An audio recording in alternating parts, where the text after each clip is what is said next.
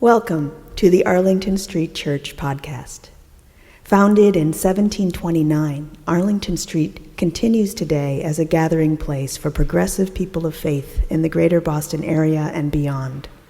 We are located at the corner of Arlington and Boylston Streets, across from the Public Garden in Boston, Massachusetts. Please visit ascboston.org for more information about this historic Unitarian Universalist congregation. Arlington Street Church, gathered in love and service for justice and peace. Our reading this morning is from Syrian-American poet Moja Chaf. It's called "My Grandmother Washes Her Feet in the Sink of the Bathroom at Sears." My grandmother puts her feet in the sink of the bathroom at Sears to wash them in the ritual washing for prayer, wudu, because she has to pray in the store or miss the mandatory prayer time for Muslims. She does it with great poise, balancing herself with one plump, matronly arm against the automated hot air hand dryer, after having removed her support knee highs and laid them aside, folded into thirds, and given me her purse and her packages to hold so she can accomplish this august ritual and get back to the ritual of shopping for housewares. Respectable Sears matrons shake their heads and frown as they notice what my grandmother is doing. An affront to American porcelain, a contamination of American standards by something foreign and unhygienic, requiring civic action and possible use of disinfectant spray. They fluster about and flutter their hands, and I can see a clash of civilizations brewing in the Sears bathroom. My grandmother, though she speaks no English, catches their meaning, and her look in the mirror says, "I have washed my feet over Iznik tile in Istanbul, with water from the world's ancient irrigation systems. I have washed my feet in the bathhouses of Damascus over painted bowls imported from China among the best families of Aleppo. And if you Americans knew anything about civilization and cleanliness, you'd make wider wash bins anyway."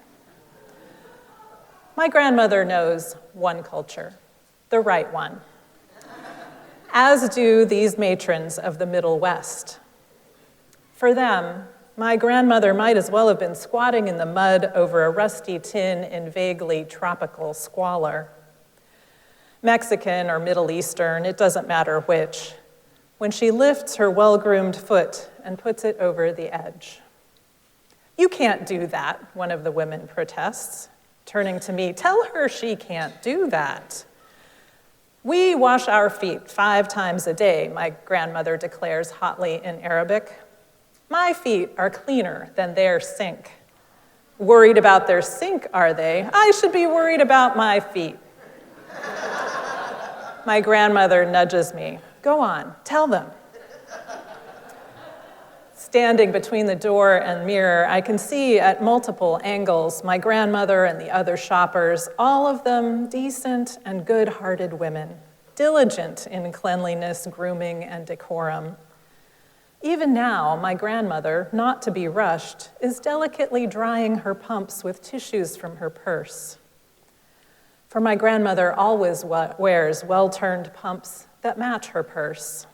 I think in case someone from one of the best families of Aleppo should run into her, here in front of the Kenmore display. I smile at the Midwestern women as if my grandmother has just said something lovely about them, and shrug at my grandmother as if they had just apologized through me. No one is fooled, but I hold the door open for everyone, and we all emerge onto the sales floor and lose ourselves in the great common ground of housewares on markdown.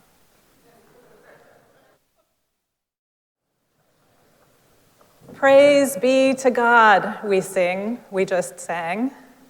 Praise be to that source of life that is beyond our understanding, Praise be to the love that knows no bounds and carries us through impossible situations.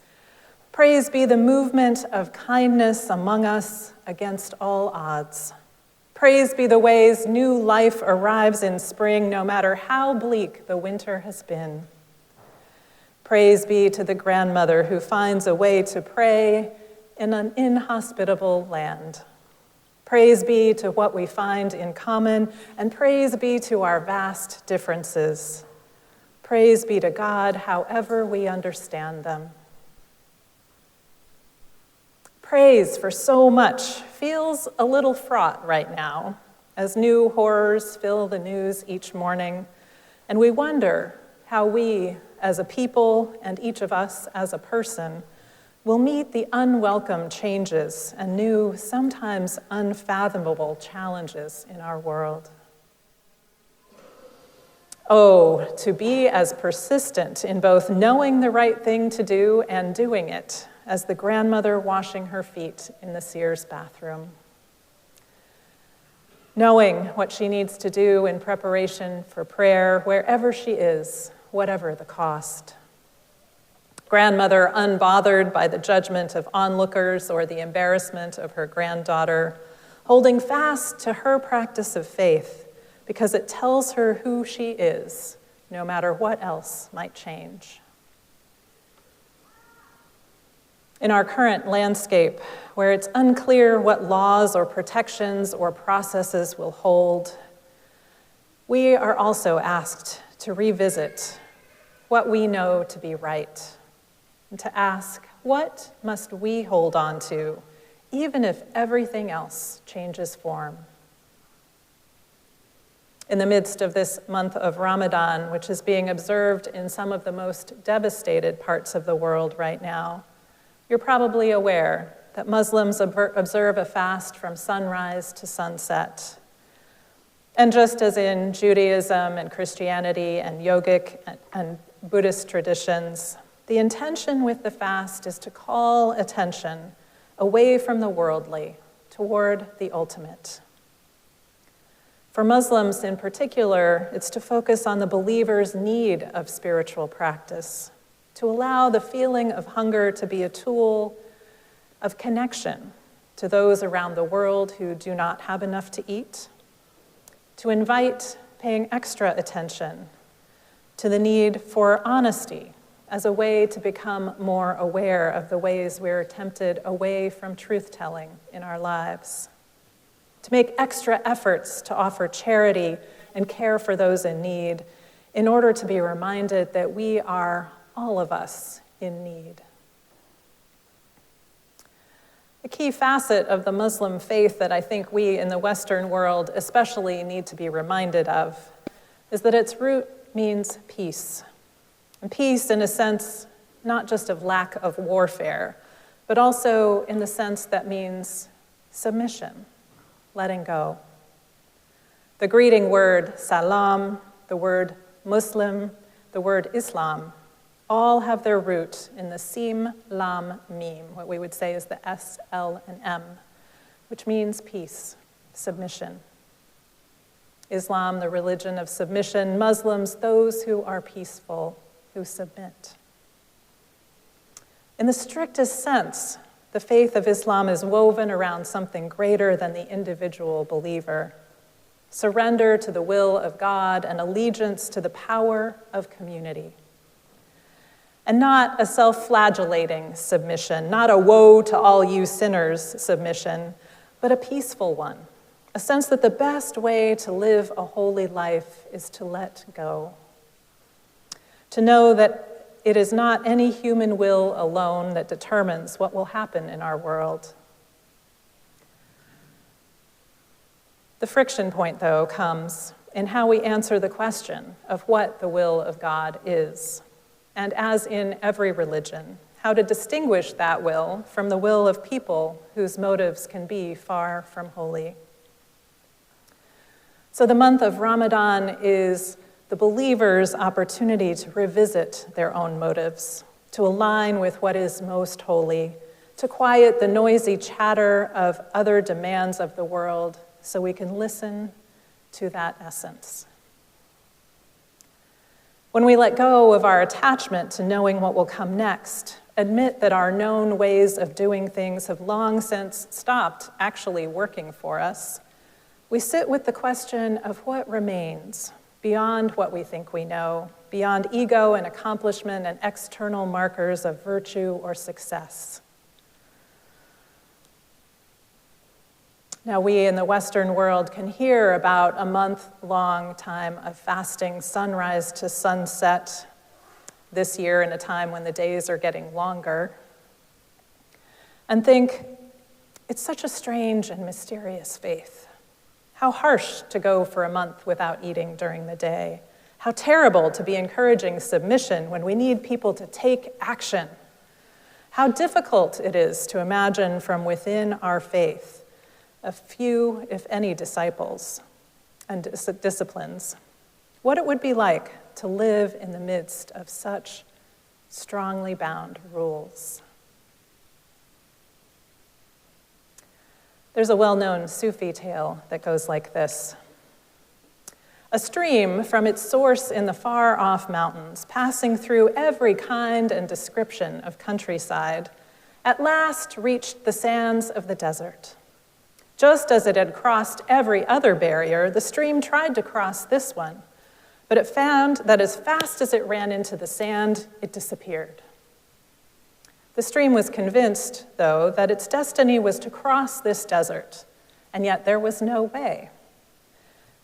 Then a hidden voice, coming from the desert itself, whispered, "The wind crosses the desert, so can the stream." The stream said, "No, I've been dashing myself against the sand and only getting absorbed. The wind can fly, that's why it could cross the desert." The voice responded, "By hurtling in your own accustomed way, you cannot get across. You will either disappear or become a marsh. You must allow the wind to carry you over to your destination." "But how could this happen?" said the stream. The voice responded, "By allowing yourself to be absorbed in the wind." This idea was not acceptable to the stream. After all, it had never been absorbed before. It did not want to lose its individuality. And once having lost it, how was one to know it could ever be regained? "The wind," said the sand, "performs this function. It takes up water, carries it over the desert, and lets it fall again. Falling as rain, the water becomes a river." "How can I know this is true?" said the stream. The desert responded, "It is so, and if you do not believe it, you cannot become more than a quagmire. And even that could take many, many years, and certainly it's not the same as a stream. But can I not remain the same stream I am today?" "You cannot, in either case, remain so," the whisper said. "Your essential part is carried away and forms a stream again. You are called what you are even today because you do not know which part of you is the essential one."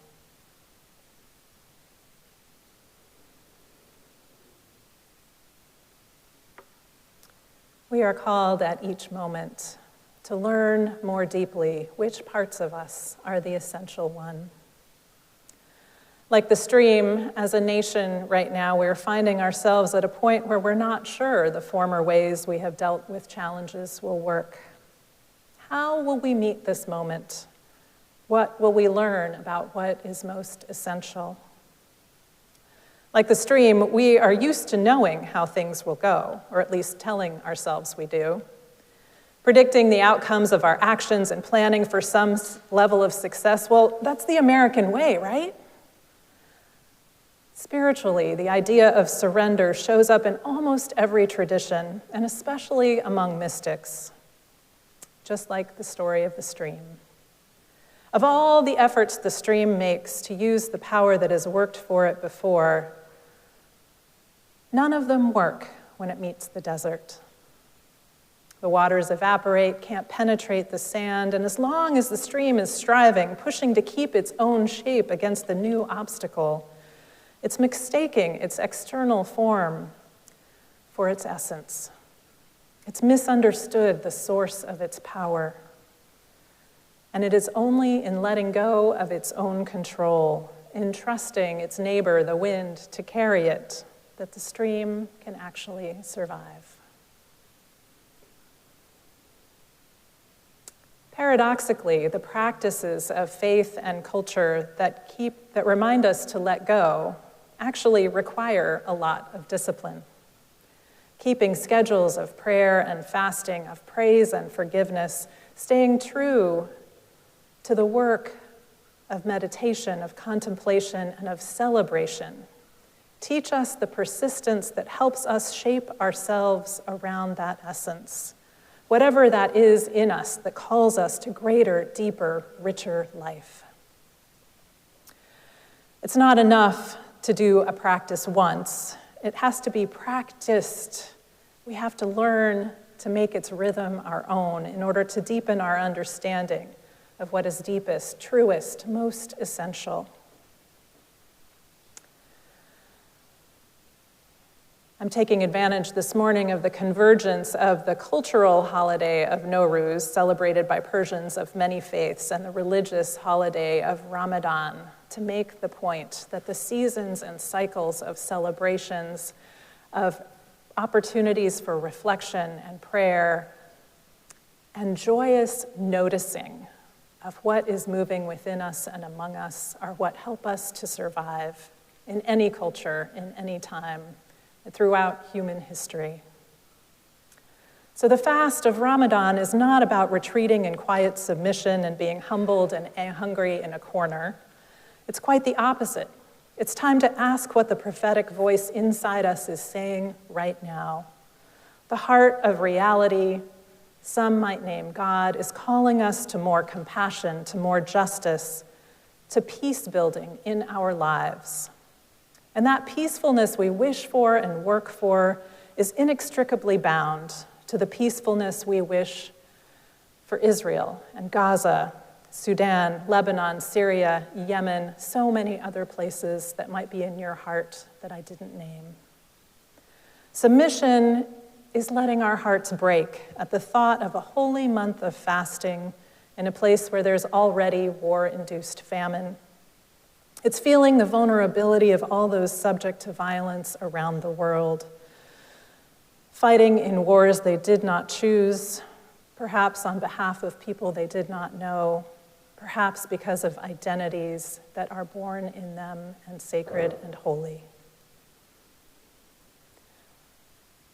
This submission is a prayer for peace that comes of each human being realizing a potential and a meaning in who they are, a worth that is measured in being fed in body and spirit in community.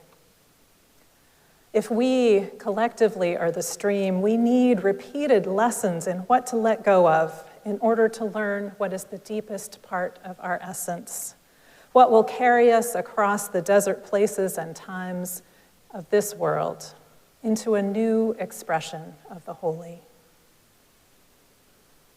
You and I might not be observing the fast right now, but I wonder if we can all find moments in prayer, in contemplation, in meditation, in movement, or in stillness this week to let go, to open ourselves to our own not knowing, to offer ourselves in trust to the force of compassion and truth and beauty in the universe, to come to know ourselves beyond external accomplishments or failures, beyond our material surroundings, to connect with the eternal rhythm of life itself, that we might learn and practice ways of true peace, that we might imagine ourselves on the other side of the desert, regaining form and new life. In this time when we're called to discernment of what to hold on to and what to let go, may we follow the seasons and cycles of faith, time-honored traditions, and hold on to one another as we journey forward together. Amen.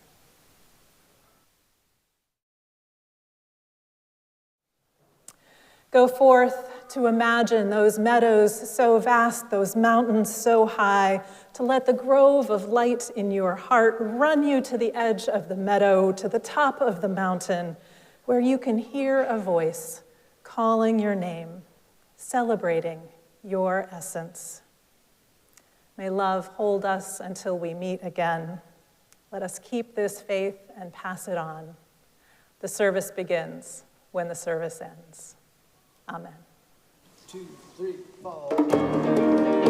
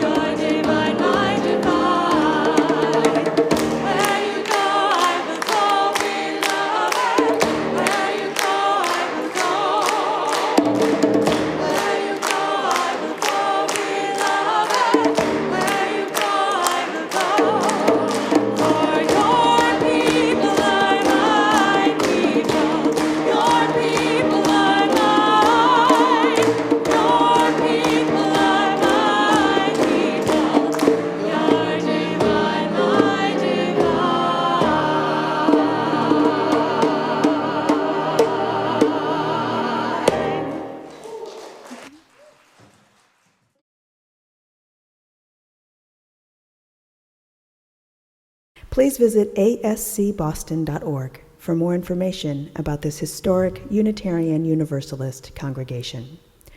Arlington Street Church, gathered in love and service for justice and peace.